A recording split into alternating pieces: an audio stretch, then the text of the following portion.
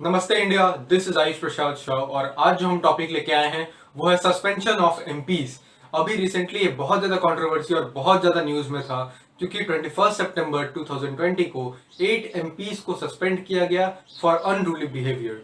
तो हम देखते हैं इसको पहले लोकसभा के लिए। हमारा जो काम है वो ये समझना कि ये जो सस्पेंशन हो रहा है ये किस रूल के तहत हो रहा है, लोकसभा या राज्यसभा के रूल बुक के किस रूल के तहत इसका सस्पेंशन हो रहा है। हम वोट समझेंगे अपने इस टॉपिक पे आज। तो पहला हम लोकसभा के लिए देखते हैं। तो लोकसभा के रूल नंबर 374, लोकसभा के रूल नंबर 374 में यह मेंशन है कि अगर कोई भी पार्लियामेंट का मेंबर अनरूली बिहेवियर करता है विद द चेयरमैन या कुछ ऐसा करता है जिससे संसद के गरिमा को ठेस पहुंचे, तो उससे जो पार्लियामेंट का जो वहां का चेयरमैन है, जो स्पीकर है, अभी यहाँ पे लोकसभा का बात हो रहा है, तो जो स्पीकर है वहां का लोकसभा का स्पीकर, वो उस पार्लियामेंट के मेंबर को नेम लेगा, उस पार्लियामेंट के मेंबर का नाम लेगा और एक मोशन बुलवाएगा, एक मोशन निकालेगा और उस मोशन पे वोट होगा। उस मोशन पे वोट होगा, आइदर वॉइस वोट होगा या डायरेक्ट वोटिंग होगा। और अगर वो हो जाता है तो फिर मेंबर डायरेक्टली सस्पेंडेड हो जाता है। तो इसका मतलब क्या है कि इसके तहत उसको आप सस्पेंड कर सकते हैं। पहला, किसी भी पार्लियामेंट के मेंबर को आप इस तरह सस्पेंड कर सकते हैं मोशन लाके। ठीक है। अब अगला 2001 में इसके एक और थोड़ा रूल बढ़ाया गया और स्पीकर को थोड़ा ज्यादा और पावर दे दिया गया। 2001 में एक और अमेंडमेंट हुआ इस रूल बुक के तहत, इस रूल बुक में, और स्पीकर का पावर को और ज्यादा बढ़ा दिया गया। इसके तहत अगर कल को 2001 के बाद अगर कोई भी पार्लियामेंट का मेंबर ऑफ पार्लियामेंट अगर अनरूली बिहेवियर करता है या कमिंग इनटू द वेल, अगर उस पार्लियामेंट के जो वेल होता है, वेल क्या चीज है, जैसे मान लीजिए अगर ये पार्लियामेंट है हमारा, ये हमारा पार्लियामेंट, यहाँ पे हमारे चेयरमैन बैठते हैं और ये जो वेल होता है, यहाँ पे आपके स्टेनोग्राफर्स बैठते हैं और सेक्रेटरी जनरल बैठते हैं और यहाँ पे आपके संसद सब बैठते हैं, यहाँ पे आपके सारे मेंबर्स बैठते हैं और ये जो खाली जगह होता है इसके बीच में, ये हो गया वेल।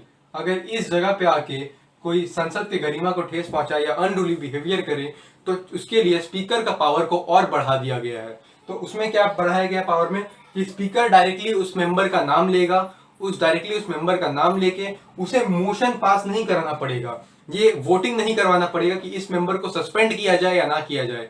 वो डायरेक्टली उस मेंबर को ऑटोमेटिकली सस्पेंड कर सकता है। ये स्पीकर का पावर बढ़ गया 2001 में।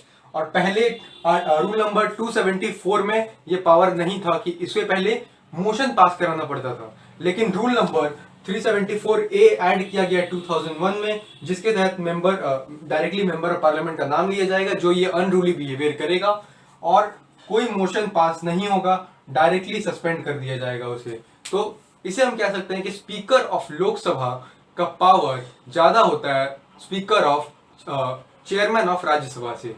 तो ये हम समझें इस चीज के लिए कि लोकसभा में किस तरह से काम करता है। अभी हमने देखा लोकसभा के लिए, अब हम देखने वाले हैं राज्यसभा में। तो राज्यसभा से ही 8 मेंबर को भी सस्पेंड किया गया और जो कि बहुत ज्यादा कंट्रोवर्सी में था।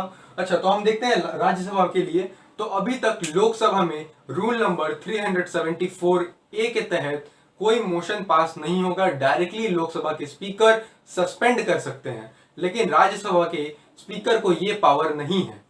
राज्यसभा के स्पीकर जो है वो उनका नेम ले सकते हैं मेंबर का और उसके बाद मोशन बुला सकते हैं। अब वो मोशन अगर पास होता है देन वो मेंबर सस्पेंड होते हैं। मतलब यहाँ उनको डायरेक्ट पावर नहीं है, उनको एक मोशन के तहत उन्हें सस्पेंड करना पड़ेगा। जिस तरह लोकसभा में कोई मोशन की जरूरत नहीं थी रूल नंबर 374 ए के तहत जो कि 2001 में ऐड हुआ, वहां कोई भी मोशन का जरूरत नहीं था, डायरेक्टली लोकसभा के स्पीकर सस्पेंड कर सकते हैं, मतलब उनका पावर ज्यादा है। लेकिन यहाँ पे इनको मोशन लाना पड़ेगा।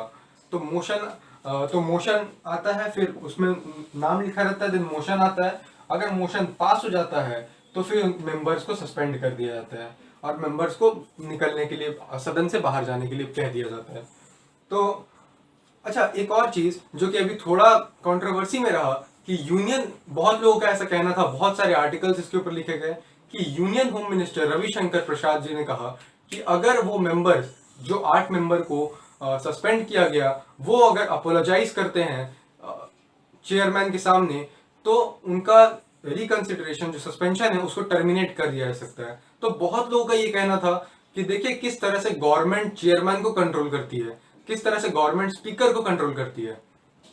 लेकिन इसी प्रोसीडिंग्स में ये लिखा हुआ है कि the house may by another motion terminate the suspension. House जो है वो एक अलग मोशन ला सकता है, दूसरा मोशन ला सकता है इस सस्पेंशन को टर्मिनेट करने के लिए। तो इन्हें सस्पेंड करने के लिए भी हाउस मोशन लेके आया था, जो राज्यसभा का हाउस है वही मोशन लेके आया, और इनका सस्पेंशन को कैंसिल करने के लिए, टर्मिनेट करने के लिए भी हाउस मोशन लेके आएगा। तो इसमें ये कहां से लॉजिक बनता है ये थोड़ा समझ नहीं आता, बट एनी हाउ हम आगे बढ़ते हैं। ओके, सो अब हम देखते हैं कि क्या सस्पेंशन जो एमपीज का कर रहे हैं वो जस्टिफाइड है, क्या ये एक एक्सट्रीम स्टेप है, क्या और भी कोई तरीका है जिससे हम मेंबर ऑफ पार्लियामेंट के अनरूली बिहेवियर को टैकल कर पाए। तो देखते हैं कि सस्पेंशन क्या एक एक्सट्रीम स्टेप हो सकता है। यस, ये एक एक्सट्रीम स्टेप है। अभी समझते हैं पहले कि any kind of violence is not justified. आप किसी भी तरह का वायलेंस करते हो पार्लियामेंट संसद में बैठ के तो वो जस्टिफाइड नहीं है। एनी हाउ वायलेंस जस्टिफाइड नहीं है। पार्लियामेंट के अंदर बैठ के आप संसदीय गरिमा को खत्म कर रहे हो अगर आप वायलेंस करते हो उसके अंदर बैठ के, because proceedings of the parliament is considered the supreme in the by the people of in this country. तो इस कंट्री के लोग प्रोसीडिंग्स ऑफ द पार्लियामेंट को बहुत ज्यादा सुप्रीम मानते हैं, और अगर आप वहां पे अनरूली बिहेवियर करते हो तो ये किसी भी तरह से जस्टिफाइड नहीं हो सकता। ठीक है, अब बात करते हैं अथॉरिटी ऑफ प्रिसाइडिंग ऑफिसर। अच्छा देखिए, जो प्रिसाइडिंग ऑफिसर यानी कि चेयरमैन आप कहिए राज्यसभा के या आप स्पीकर ऑफ लोकसभा कहिए, तो इनका जो अथॉरिटी होता है ये क्या काम करते हैं। इनका काम होता है संसद को, सदन को अच्छे से स्मूथली कंडक्ट कराए, सदन को स्मूथली कंडक्ट कराए, इनका यही काम होता है। ये house of the Lord of the house नहीं होते हैं, मतलब देश के आपके पार्लियामेंट के राजा नहीं होते हैं ये। इनका काम है प्रिसाइड करना, संसद को चलाना। तो और इनका जो स्टैंड होता है वो इंडिपेंडेंट स्टैंड होता है। ये काउंसिल ऑफ मिनिस्टर या किसी और से सजेशन लेके काम नहीं करते, ये अपना इंडिपेंडेंटली वर्क करते हैं। तो आपको इनका भी रिस्पेक्ट रखना चाहिए इसके लेके। तो अथॉरिटी ऑफ प्रिसाइडिंग ऑफिसर ये लॉर्ड नहीं है, इनका काम है स्मूथ कंडक्ट कराना, संसद को चलाना। ठीक है, अब आते हैं सोल्यूशन। तो इसका जो भी सोल्यूशन हो, अच्छा देखिए ये एक्सट्रीम स्टेप क्यों है ये मैं बताता हूं। क्योंकि जिस कंस्टिट्यूएंसी से आप एक मेंबर ऑफ पार्लियामेंट को चुन के भेज रहे हो, अगर आप उनको एक सेशन के लिए सस्पेंड कर दोगे तो ऐसा लगेगा ये डेमोक्रेसी है। तो डेमोक्रेसी में ऐसा फील होगा कि आपने जिस सांसद को निकाला है, जिस मेंबर को निकाला है, वो जिस कंस्टिट्यूएंसी से चुन के आ रहा है, उस कंस्टिट्यूएंसी के लोगों को देश के लॉ मेकिंग से आपने बाहर निकाला। अभी एक सेशन के लिए आपने बाहर निकाले, मतलब उस कॉन्स्टिट्यूएंसी के लोगों को अधिकार नहीं मिल पाएगा इनडायरेक्टली, क्योंकि वो वही चुन के आ रहे हैं इनडायरेक्ट इलेक्शन से। तो ये एक चीज होता है अथॉरिटी के लिए केस, सॉरी इसका एक्सट्रीम स्टेप है। जी हाँ, ये एक एक्सट्रीम स्टेप है, ये नहीं होना चाहिए। बट एनी हाउ यही मेंशन है, यही सोल्यूशन मेंशन है अभी रूल बुक में, पार्लियामेंट के रूल बुक में। और ये इसको चेंज करना चाहिए, आइदर यही कंटिन्यू करें या तो इसको थोड़ा ढिलाई कर दें इसमें, या कोई और स्टेप निकाल के आए, पार्लियामेंट कोई और स्टेप सामने लाए। जिस तरह से 2001 में स्पीकर का पावर बढ़ा दिया गया था लोकसभा में, तो उसी हिसाब से कुछ और चेंजेस करके आइदर कुछ और रूल लाया जाए अनरूली बिहेवियर को टैकल करने के लिए। क्योंकि ये बहुत ज्यादा एक्सट्रीम स्टेप हो जाए, क्योंकि वहां की जनता ने इन्हें चुन करके भेजा, उनके जनता के रिप्रेजेंटेटिव को आप चुन करके जिन्हें भेज रहे हो उनको ही आप बाहर निकाल दे रहे हो, तो वहां के लोग देश के लॉ मेकिंग के पार्ट में नहीं आ पा रहे हैं। ठीक है, ये हमें समझ आ गया। अब इसका सोल्यूशन देखते हैं। तो इसका जो भी सोल्यूशन होता है, अनरूली बिहेवियर का जो भी सोल्यूशन हो, वो हमारा has to be long term and consistent. जो भी सोल्यूशन निकले वो ऐसा नहीं कि कुछ समय के लिए चले, जो भी सोल्यूशन हो वो एक लॉन्ग टर्म सोल्यूशन हो और कंसिस्टेंटली वही सोल्यूशन रहे। कोई और सोल्यूशन हमें जंप अप ना करना चाहे और उसमें कोई डेमोक्रेटिक वैल्यू को ठेस ना पहुंचे। जो हमारा डेमोक्रेटिक वैल्यू, इसमें एक तरह से आप कह सकते हो कि डेमोक्रेटिक वैल्यू को ठेस पहुंच रहा है, क्योंकि अगर आप सांसद को निकाल दे रहे हो तो उस कंस्टिट्यूएंसी के लोगों के डेमोक्रेटिक वैल्यूज को ठेस पहुंचता है।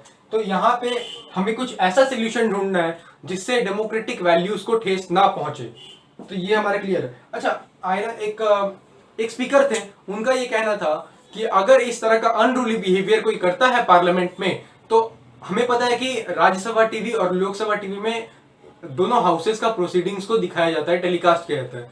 तो जो इस तरह का कर रहा है, आप उन पे फोकस करो, जो भी इस तरह का अनरूली बिहेवियर कर रहा है, आप उन पे फोकस करके दिखाओ कि देखिए ये इस तरह का अनरूली बिहेवियर कर रहा है, और जिस कंस्टिट्यूएंसी से वो मेंबर ऑफ पार्लियामेंट चुन के आ रहे हैं उस कंस्टिट्यूएंसी के लोगों को बताया जाए, लाइव टेलीकास्ट एकदम फोकस करके दिखाया जाए कि देखिए इस तरह का अनरूली बिहेवियर कैरी आउट हुआ जा रहा है, किया जा रहा है, ठीक है। बट आयरोनिकली ऐसा हुआ कि इस बार जो अनरूली बिहेवियर हुआ बहुत सारे सांसदों के द्वारा, तो उसमें ये नहीं बताया गया, उसमें ये कट आउट करके निकाल दिया गया।